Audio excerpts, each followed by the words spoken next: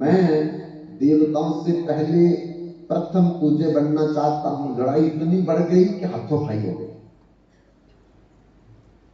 दोनों चल करके भगवान शिव और पार्वती के पास गए और मां से बाबा से कहा कि हमको आशीर्वाद दो कि हम देवताओं से प्रथम पूज्य हो जाएं।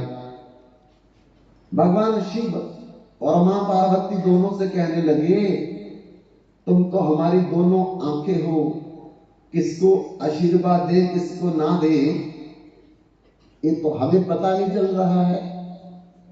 तो ऐसा करो, तुम दोनों जाओ और पृथ्वी की परिक्रमा साथ साथ करके आओ।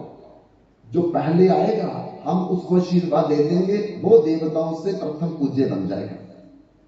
बंधुओं, इतना अभी भगवान शंकर मां पार्वती ने कहा तो कार्तिक के अपने मोर पर बैठ करके परिक्रमा लगाने चला गया। और गणेश जी अभी चूहे पर बैठे हैं और चूहे पर धीरे धीरे धीरे धीरे धीरे धीरे कैलाश के दरवाजे से निकलने लगे। जब तक वो दरवाजे से बाहर निकले तब तक कार्तिक के 4 परिक्रमा कर चुके थे पृथ्वी की। गणेश जी को रास्ते में नारद जी मिले और नारद जी पूछने लगे, गणेश जी कहां जा रहे हो? तो गणेश जी ने कहा कि माता पिता की आज्ञा है कि जाओ पृथ्वी की 7 परिक्रमा करके आओ, हम परिक्रमा करने जा रहे हैं। तो नारद जी कहते कि आप तो अभी यहां बैठे हुए हैं, कार्तिक के तो 4 परिक्रमा लगा चुका है, तो जब तक तुम एक परिक्रमा करोगे वो लगा करके वापस दिया जाएगा। बोले तो क्या करो? तो नारद जी ने कहा, आकाश से ऊंचा पिता होता है और पृथ्वी से भारी मां होती है। तुम मां और पिता की परिक्रमा कर लो, वो पृथ्वी की 7 परिक्रमा हो जाएगी। गणेश जी तुरंत वापस आए और 7 परिक्रमा पार्वती शिव की करने के बाद मत्था टेक दिया और कहते, अभी आशीर्वाद दे दो। बोले परिक्रमा तो की नहीं आपने पृथ्वी के साथ? बोले माता पिता की परिक्रमा से बड़ी पृथ्वी की परिक्रमा क्या हो सकती है? तो शिव पार्वती प्रसन्न होकर के गणेश जी को आशीर्वाद दे दिया, आज से तुम समस्त देवताओं में प्रथम पूज्य बने जाओगे। तो मां बाप की सेवा चली, आदमी इतना बड़ा बन जाता है। ये पुंडलिक को समझ आ गई, तब तो पागल हो गया।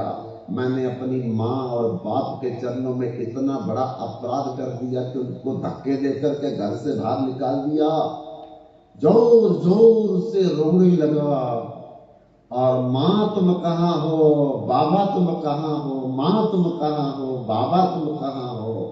अब तो हर आश्रम में, हर पंचायत घर में, हर सराय घर में, हर मंदिर में जा जा करके पुंडलिक जोर जोर से रोता है और चिल्लाता है, मेरी मां तुम कहां हो, मेरे बाबा तुम कहां हो।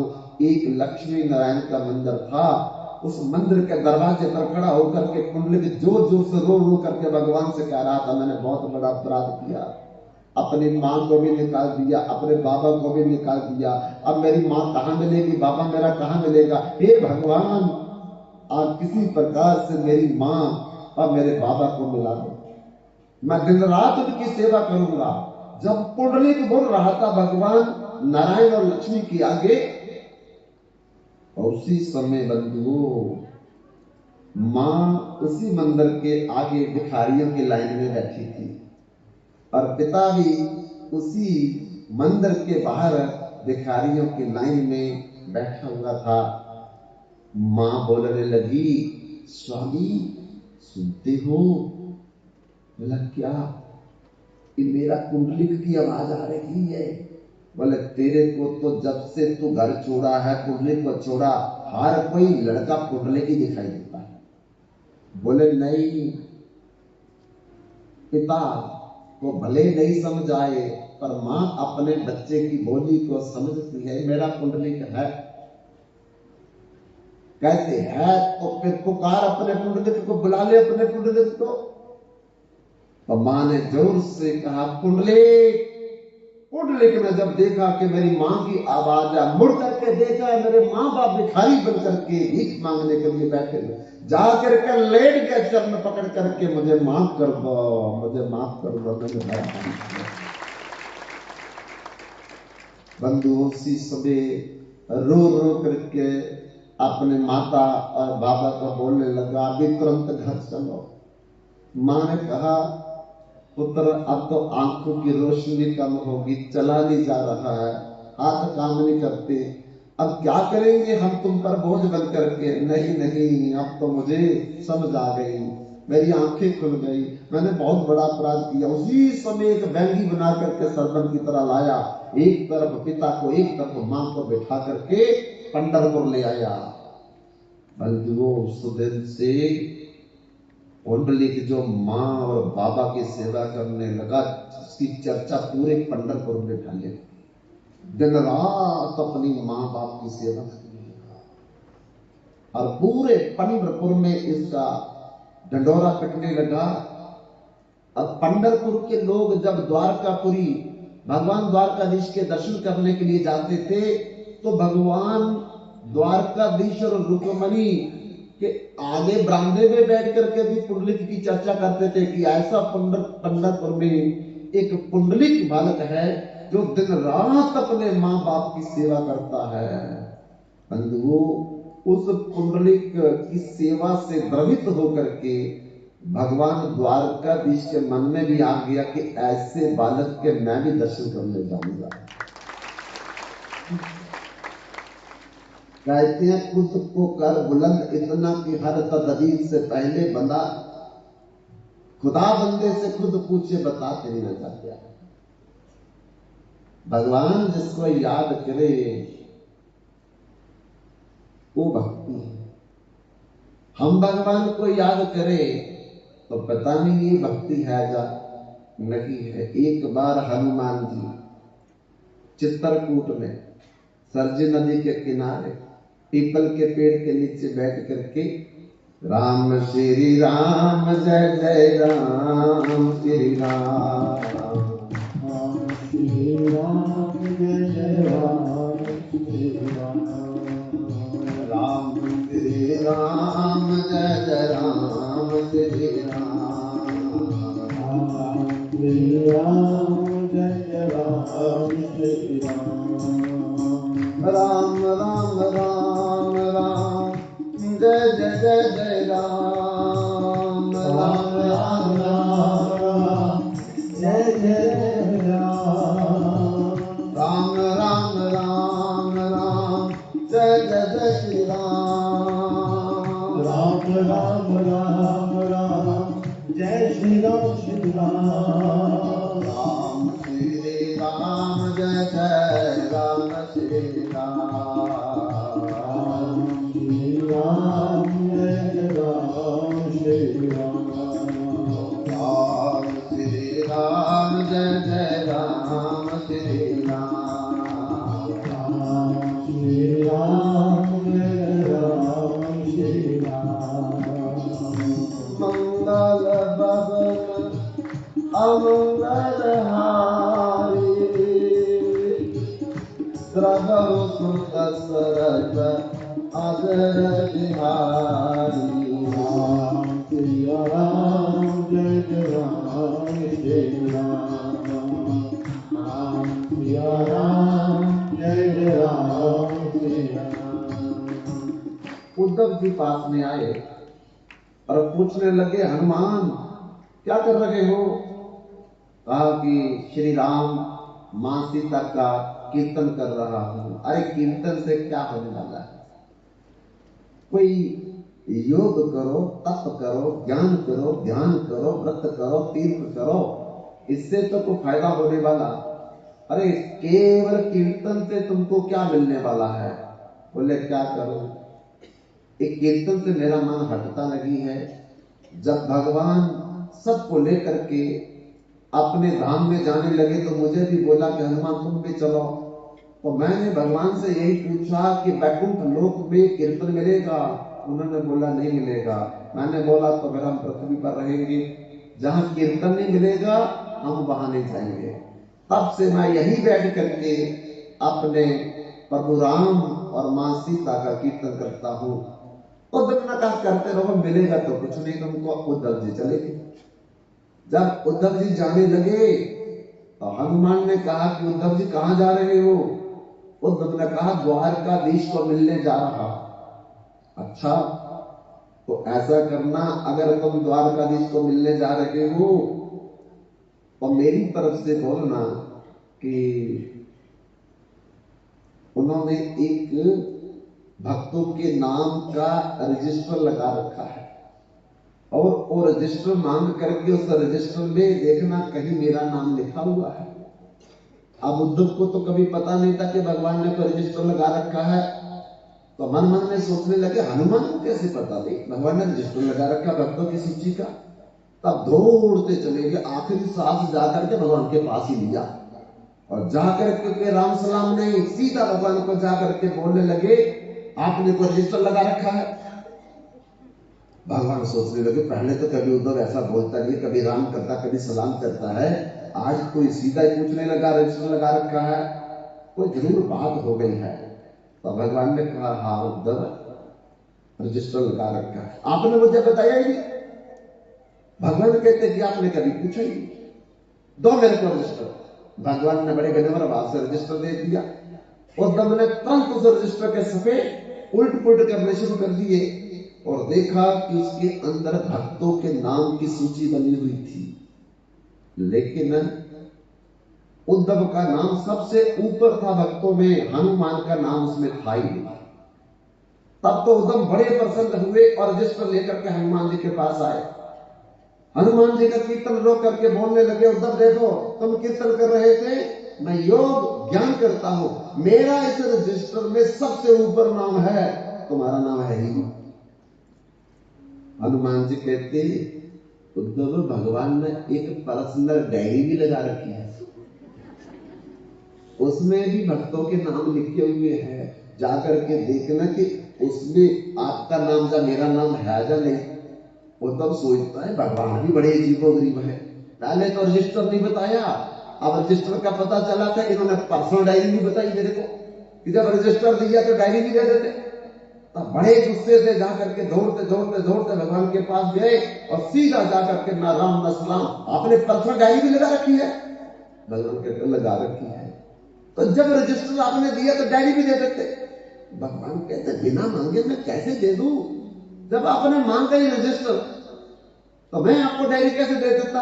योग मांगे तो योग दे डालू, भोग मांगे तो भोग दे डालू, मुक्ति मांगे तो मुक्ति दे डालो, भुक्ति मांगे तो भुक्ति दे डालो। मोर भक्त किछु मांगे नहीं, तारो बाके टारी ना जाए। भगवान से जो मांगोगे वो ही मिलेगा।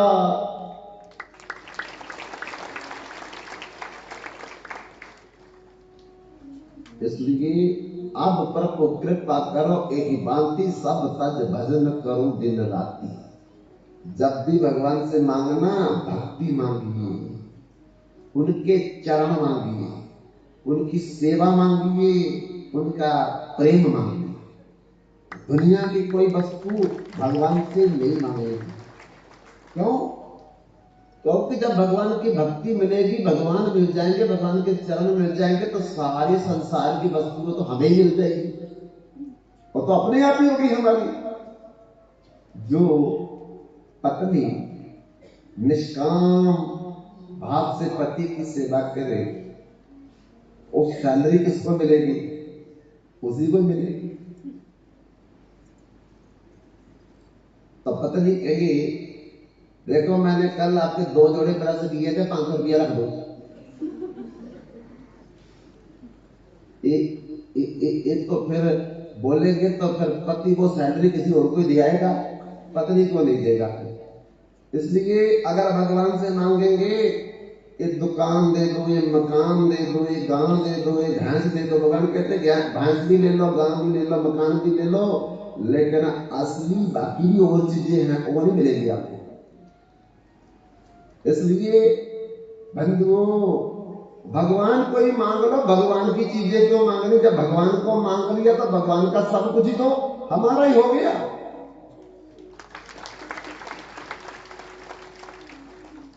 तो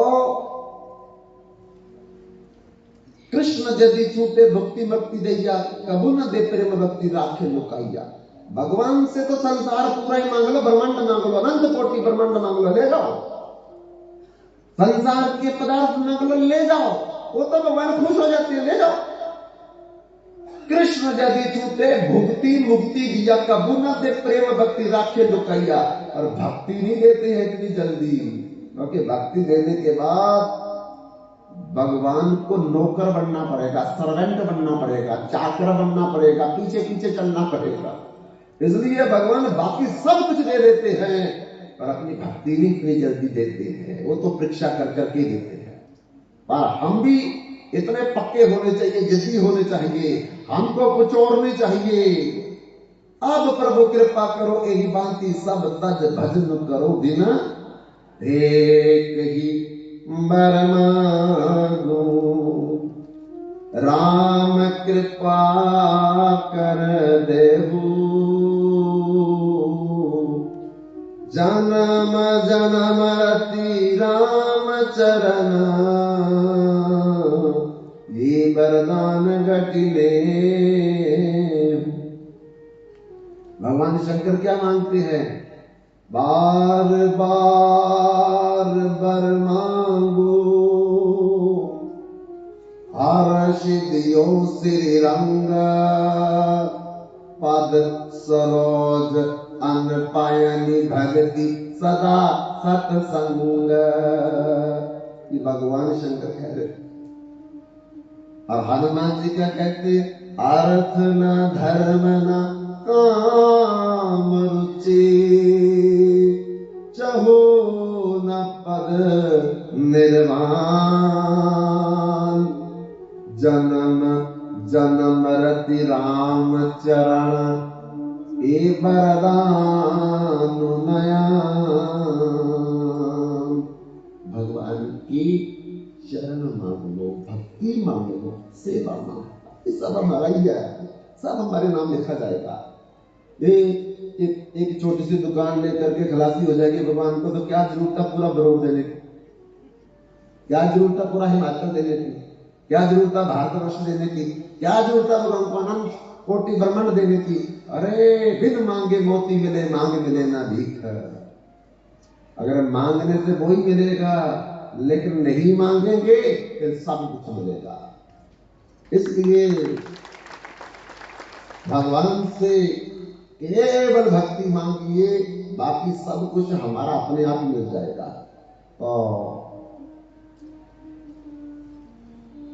पर्सनल रजिस्टर अपना डायरी भगवान ने निकाल करके दे दी, और उसके सफे उल्ट पुल्ट करके देखने लगे उद्धव जी। तो उसमें क्या देखा? उद्धव का तो नाम नहीं है, हनुमान का नाम सबसे ऊपर है।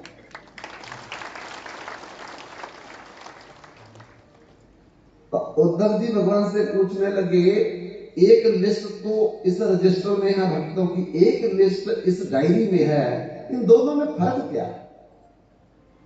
वो भी भक्त, ये भी भक्त। पर भगवान क्या बोलते? हे उद्धव, रजिस्टर के अंदर जिन भक्तों के नाम लिखे हैं वो मेरे को याद करते हैं, वो मेरे को याद करते हैं, पर डायरी में जिन भक्तों के नाम लिखे उनको मैं याद करता हूं। हम भगवान को याद करें बड़ी बात नहीं है, भगवान हमको याद करे बहुत बड़ी बात।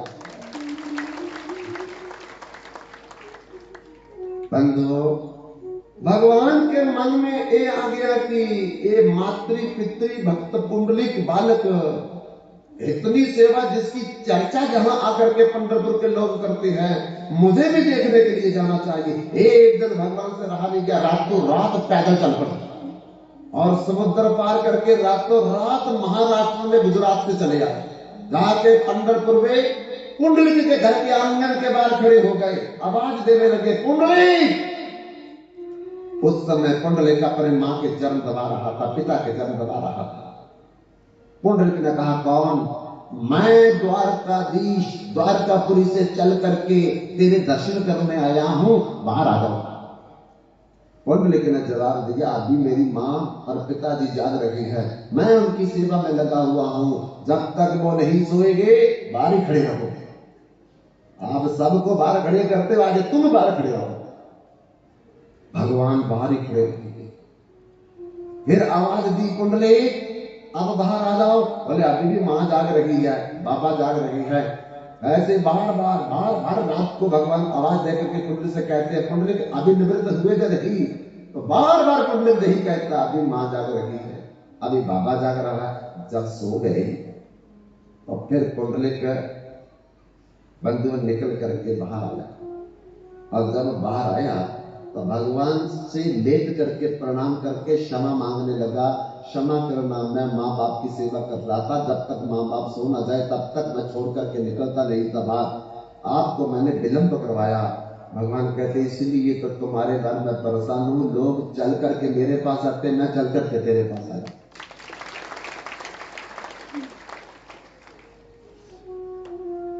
अब मैं तुम्हें कोई वर देना चाहता हूं, वर मांग लो।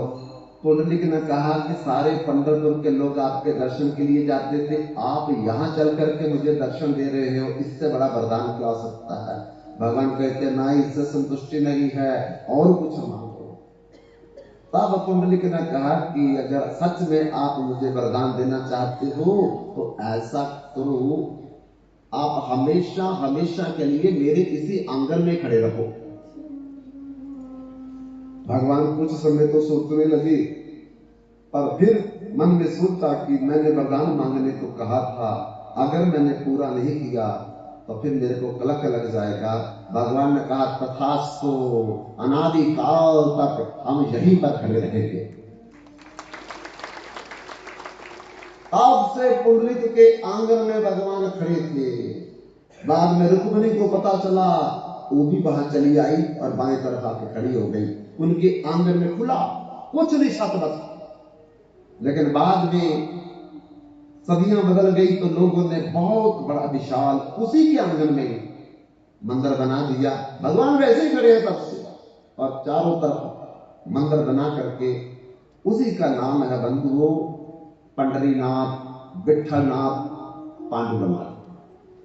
ये विठलनाथ क्यों है नाम? क्योंकि उन्होंने एक पैर ईंट के ऊपर रखा हुआ है और दोनों हाथ कमर के ऊपर रखे हुए हैं।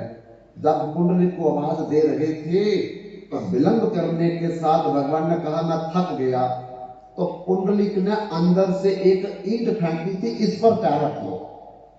तो बीट को महाराष्ट्री, अपना ईंट को महाराष्ट्री भाषा में बीट करते हैं, इसलिए वो बीट पर पैर रखने के कारण उनका नाम एक विठल भी पड़ गया।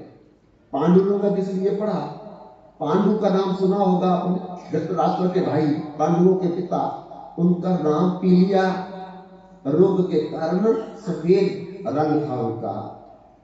तो वो भगवान का भी वहां जो रंग है उस सफेद कलर का होने के कारण उनका एक नाम है पांडुरंग, पांडु की तरह रंग, पांडुरंगा। तो पांडुरंगा भी कहते हैं, विठल नाथ भी कहते हैं, और पंडरीनाथ भी कहते हैं। तो बंधुओं, उसी पंडरीनाथ के दर्शन करने के लिए अब जना का बाबा दमा और जना पंढरपुर में पहुंचे हैं।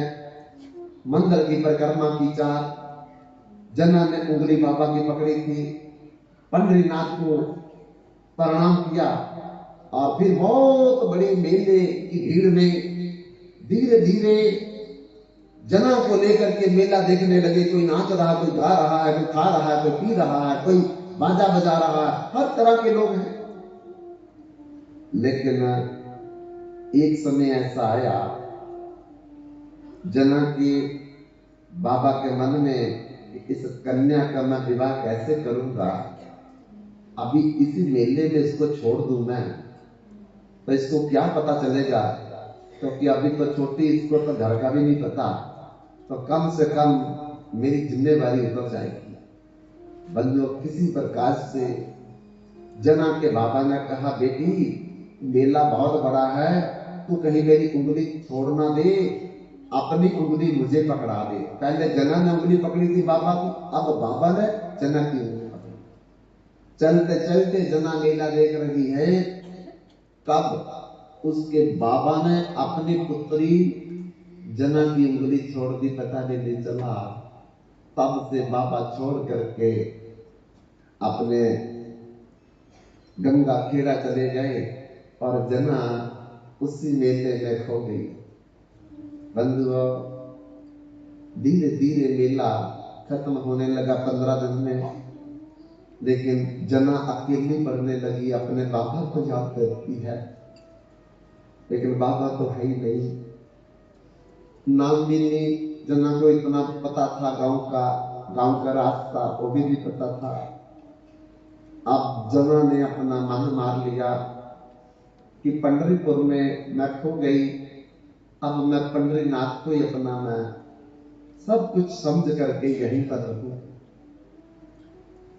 रोज पंढरीनाथ के दर्शन करती है, परिक्रमा करती है, भिखारियों की लाइन में बैठ जाती है, किसी ने कुछ दे दिया तो खा लिया, मैं तो भूखी रह जाती है। एक दिन बंधुओं बड़ी अपने घर की याद आई जना को, और उस दिन रहा नहीं गया जना से।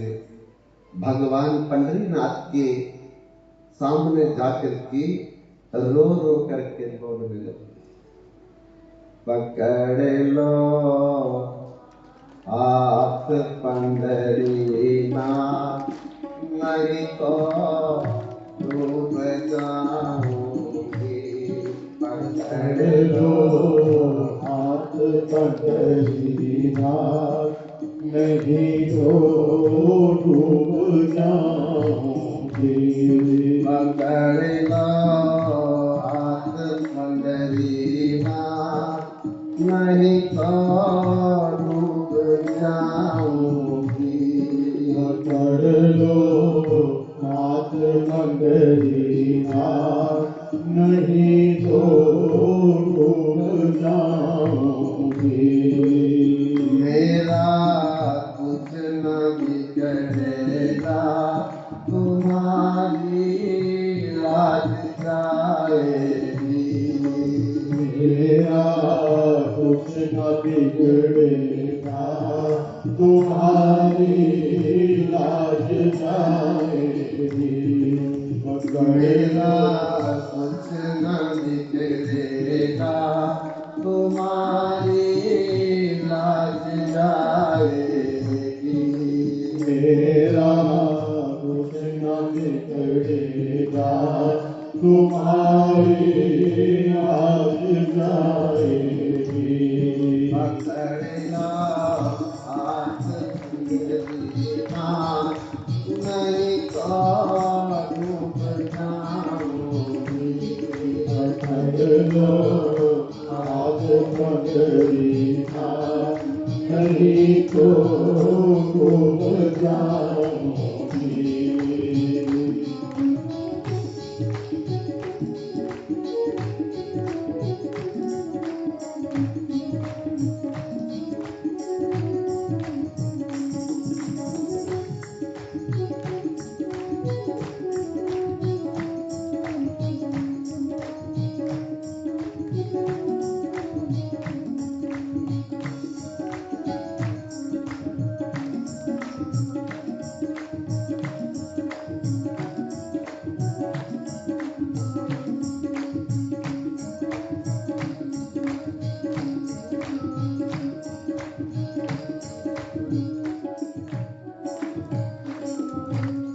तुम्हारे के भरोसे पर जमाना छोड़ बैठे हो। तुम्हारे भरोसे पर जमाना छोड़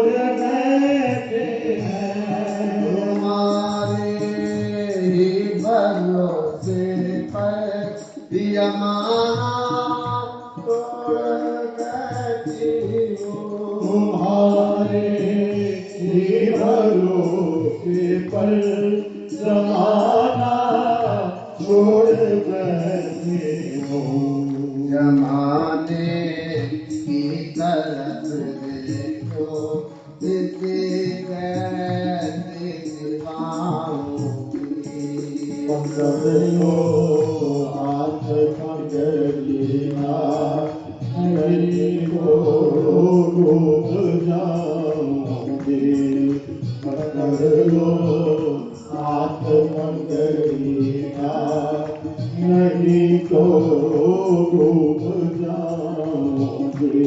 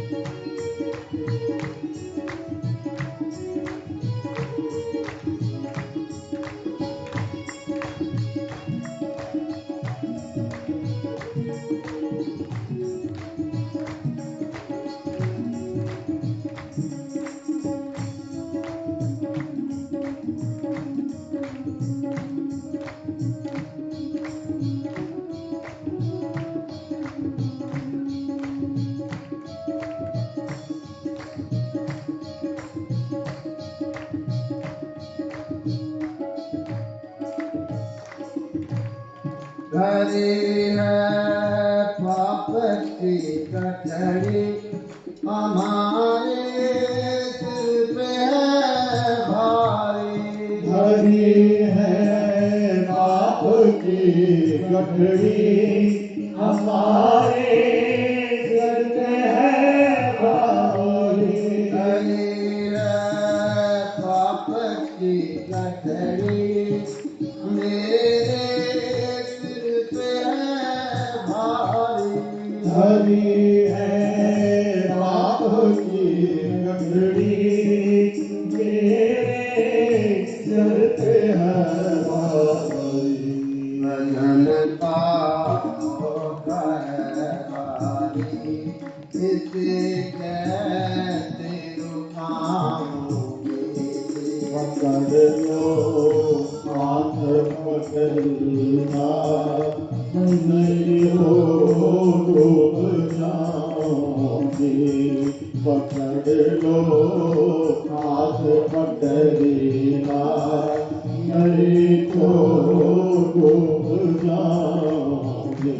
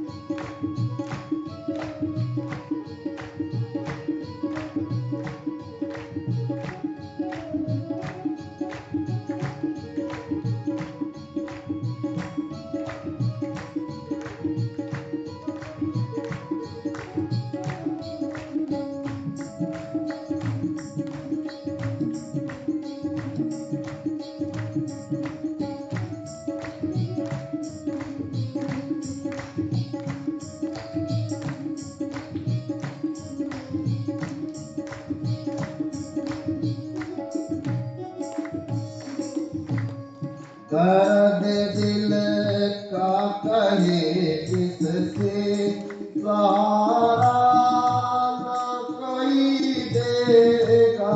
दर्द दिल की कहे जिसको सहारा ना कोई देगा। दर्द दिल की कहे किसको सहारा न कोई देगा। दर्द दिल की कहे जिसको सहारा ना कोई देगा।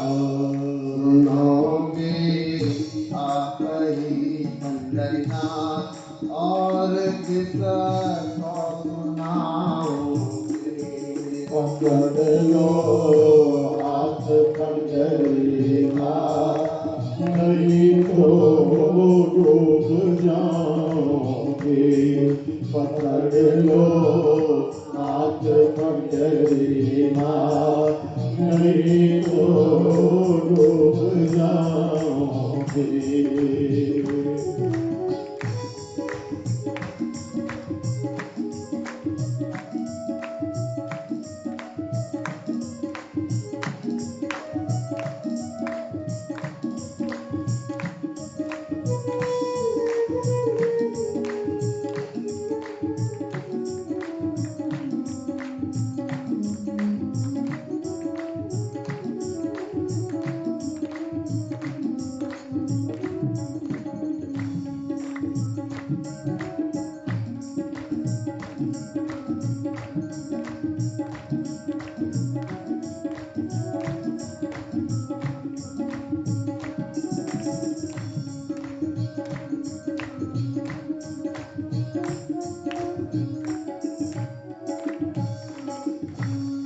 फंसे है भंवर में नैया, प्रभु अब डूब जाएंगे।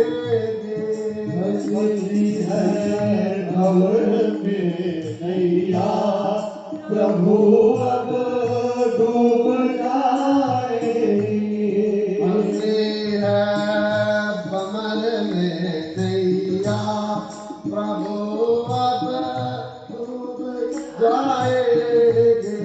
फंसी है भंवर में नैया, प्रभु अब डूब जाएगी। भैया आप ही मन जाओ तो बेड़ा पार हो जाए। पकड़ लो हाथ पंडरीना, नहीं तो डूब जाओगे। तेरा कुछ न बिगड़ेगा, तुम्हारी लाज जाएगी। पकड़ लो हाथ पंडरीना, नहीं तो डूब जाओगे। पकड़ लो हाथ पंडरीना, नहीं तो डूब जाओगे। पकड़ लो हाथ पंडरीना, नहीं तो डूब जाओगे। जना भगवान के आगे खड़े होकर के रो रो करके पुकार पुकार करके कहती है, पकड़ लो हाथ पंडरीनाथ, नहीं तो डूब जाऊंगी।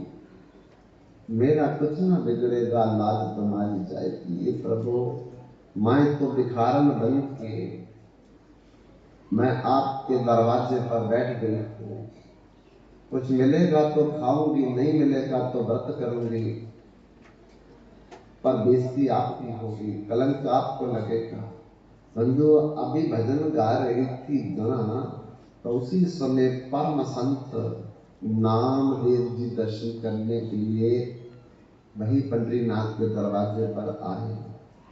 उस जना को देख करके उनके मन में भगवान ने ऐसी प्रेरणा दी कि नामदेव उस जना को पूछने लगे, पुत्री तुम कौन हो, तुम्हारे माता पिता कौन है, और तुम यहां कैसे? जना कहती, मैं अनाथ हूं। नामदेव ने कहा, जगन्नाथ के रहते, पंडरीनाथ के रहते, द्वारकापुरी नाथ के रहते इस दुनिया में कोई अनाथ नहीं, सब सनाथ है। रोना नहीं, आज तू मेरे साथ चल, मेरे घर में मेरी पुत्री बनकर के।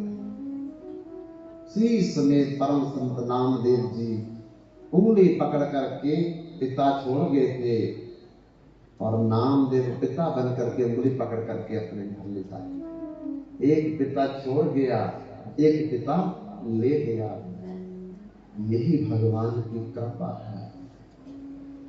जिस दिन संसार का आश्रय छोड़ेंगे, उस दिन भगवान हमारा आश्रय बन जाएंगे। उसी समय जाकर के नामदेव ने अपने परिवार में कहा, देखो मैं इस जना पुत्री का हाथ पकड़ करके लाया था, अब हमेशा ये हमारे परिवार में रहे, किसी के मन में मैल नहीं रहनी चाहिए।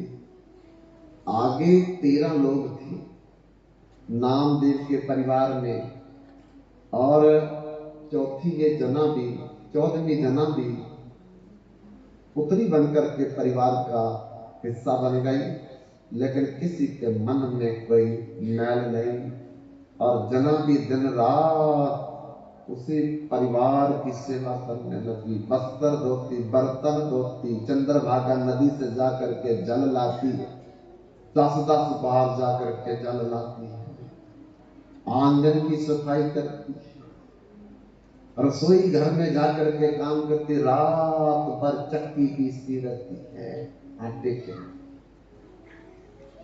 बंधुओं, सारा दिन काम करने के बाद जना बहुत थक जाती थी, तो रात को जब चक्की पीसने लगती थी तो भीतर में कभी कभी नींद आ जाती थी और आटा रह जाता था थोड़ा,